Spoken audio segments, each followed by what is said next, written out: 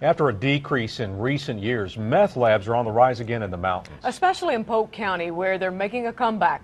After finding just 3 in 2011, this week, sheriff's deputies busted their 8th meth lab this year.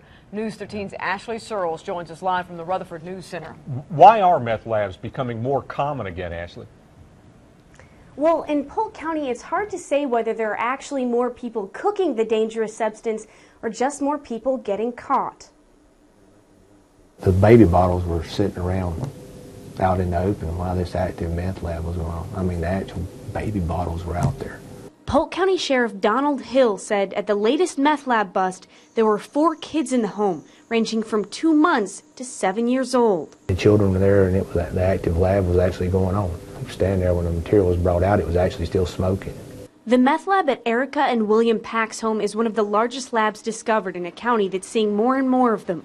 There's been more drugs in this county than people realize for a long time. In this latest one, drugs were being manufactured via the increasingly popular shake and bake method that uses household products to make the extremely potent crystal methamphetamine. We actually had a guy who worked investigations. They were out on a meth lab, and then we moved a jar, the top came off and the vapors came out, and that stuff is so bad it burnt one of his lungs up. So he's basically got one lung. Hill says the drug is becoming more prevalent, making and selling it considered a simple way to make money in a bad economy. But he also says there's always been meth in the area, but now it's becoming easier to bust because the community is getting angry. I don't care who you are, people are going to stand up if they think there's children involved. 6 months ago, Margie Jackson was stunned when a neighbor just feet away was busted for cooking meth.